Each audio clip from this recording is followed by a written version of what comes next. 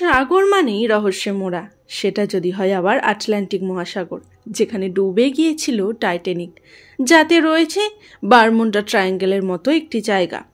পুরোটাই রহস্যে মোড়া, কিন্তু এখানে প্রচুর কাঁচা সোনা এবং অপরিশোধিত তেল রয়েছে। এত কাঁচা সোনা এবং অপরিশোধিত তেল থাকা সত্ত্বেও কেন সেটা এখনো পর্যন্ত তোলা সম্ভব হয়ে উঠছে না, এই নিয়ে আজকে আমাদের ভিডিও। নমস্কার, আমি বিথিকা। আপনারা আছেন গল্পে বিথিকা ইউটিউব চ্যানেলের সাথে। আশা করছি আপনারা আমার ভিডিওতে একটা করে লাইক করে দিয়েছেন।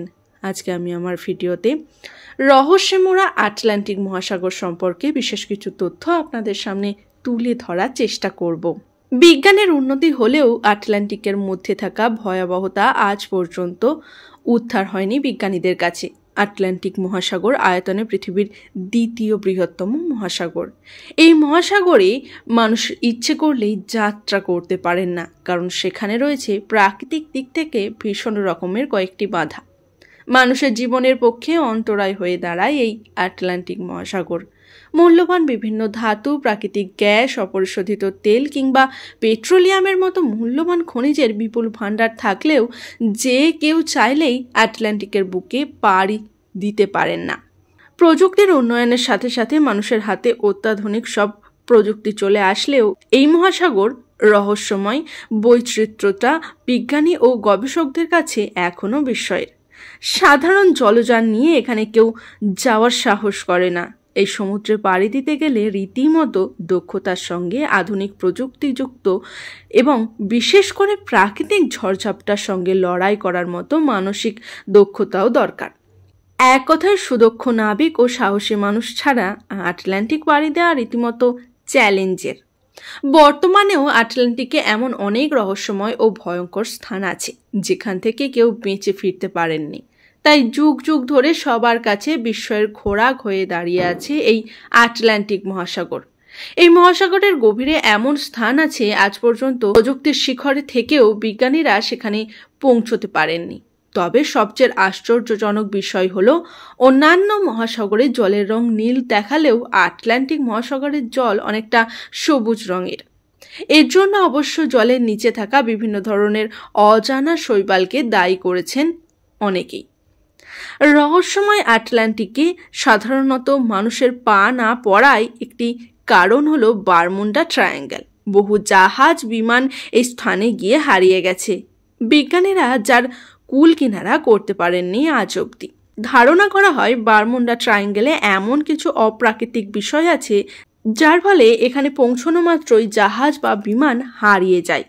যুক্তরাষ্ট্রের ফ্লোরিডার পুয়ের্তো রিকো এবং ক্যারিবিয়ান দ্বীপে বারমুডার মধ্যবর্তী স্থানকে চিহ্নিত করা হয় বারমুডা ট্রায়াঙ্গেল হিসাবে।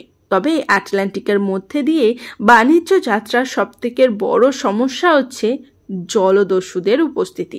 আটলান্টিক রুটে চলাচলকারী জাহাজগুলোর জন্য রীতিমতো কঠিন হয়ে উঠেছে জলদস্যুরা। তাদের তাণ্ডবে আটলান্টিক হয়ে উঠেছে আরও ভয়ঙ্কর।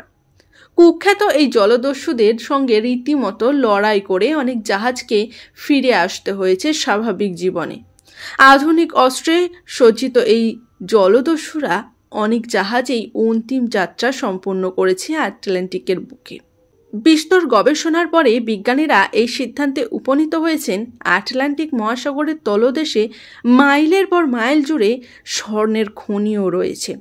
কিন্তু এই মহাসাগরের তলদেশের ভয়াবহতার দারুণ তা উত্তোলন করা সম্ভব হচ্ছে না। আটলান্টিকের জলস্রোত এতটাই প্রবল যে টাইটানের মতো শক্তিশালী সাবমেরিন বেশ কিছুদিন আগে টুকরো টুকরো হয়ে যায় জলের তোড়ে। তার সঙ্গে বিশ্ববিখ্যাত জাহাজ টাইটানিকের দুর্ঘটনার কথা তো আমরা সবাই জানি, যা ঘটেছিল ওই আটলান্টিকের বুকেই।